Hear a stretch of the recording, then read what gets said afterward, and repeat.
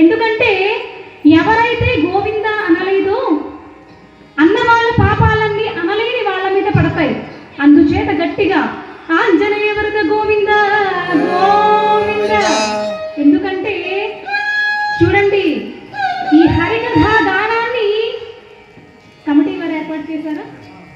Committee వారు ఏర్పాటు చేశారు కదా, మాకెందుకు చింత అని గోవిందనామం అనకుండా ఉంటే కుదరదండి. తమ్ముడు తమ్ముడే, వ్యవహారం వ్యవహారమే. కాలక్షేపం నా కర్తవ్యం క్షీణమాయు దినే దినే యమస్య కరుణానాస్తి కర్తవ్యం హరికీర్తనం అని చెప్పింది భారతం. నామ సంకీర్తనం యస్య సర్వపాప ప్రనాశనం ప్రణామో దుఃఖ సమనః తన్నమామి హరిం పరం అని చెప్పిందండి శ్రీమద్ భాగవతం. అంటే నిత్య నైమిత్తికాలు ఆచరించడానికి ఇబ్బంది పడే కలిమానవులకు భగవన్నామ సదుపాయాన్ని ఏర్పాటు చేశారు పెద్దలు. అంటే భగవన్నామం ఒక్కటే చేస్తే సరిపోతుందా అండి? ధర్మాచరణ చేస్తూ భగవంతుణ్ణి ఆశ్రయించాలి. అంతేకాని నేను పూజ చేసేసాను, యాగం చేసేసాను అంటే కుదరదండి. ధర్మాన్ని ఆచరిస్తూ భగవంతుణ్ణి స్మరించాలి. అందుకే ధర్మో రక్షతి రక్షితః అన్నారు.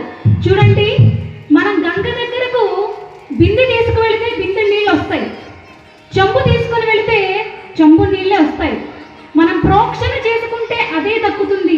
అంటే మన ఉపాసన క్రమాన్ని బట్టి భగవంతుడు మనకు లభ్యుడవుతాడు అని శాస్త్రవచనం. అందుచేత ఈ 3 గంటల సేపు ఒక హరిదాసుగా మేము హరి సంకీర్తన చేస్తూ మీ చేత చేయించాలండి. మరొక్కసారి ఆంజనేయ వరద గోవింద గోవింద. అలా ధర్మాచరణ చేస్తూ ఈ ఊరి గ్రామస్తులందరూ, కమిటీ పెద్దలందరూ కూడా ఈ ధర్మం నిలబడాలి అని ఈ హరికథా గానాన్ని సప్తాహాలుగా ఏర్పాటు చేసి నాకు ఈరోజు ఈ అవకాశాన్ని ఇచ్చారు. 47వ వార్షికోత్సవం అండి. అద్భుతంగా జరిపిస్తున్నారు ప్రతి సంవత్సరం. మన చైతన్య కృష్ణ గారు ఇందాక చెప్పారు నాతో, 47 సంవత్సరాల నుంచి అద్భుతంగా మహావైభవోపేతంగా జరుపుతున్నారు అని.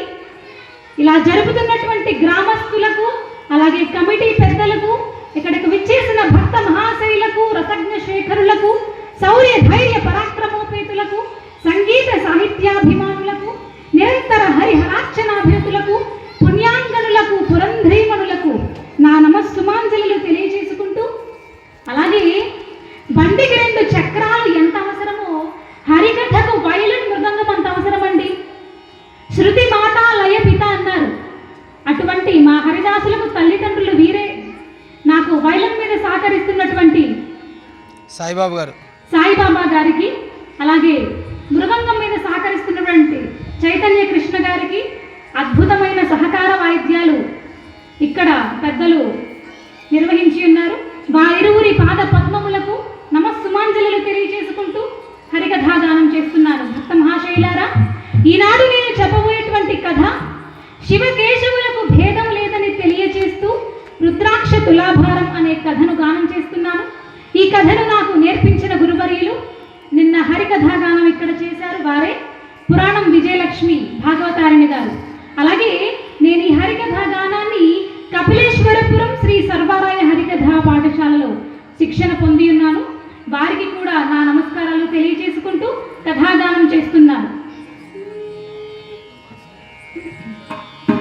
ఒక్కసారి అందరూ గట్టిగా గోవింద నామస్మరణ చేస్తే కథలోకి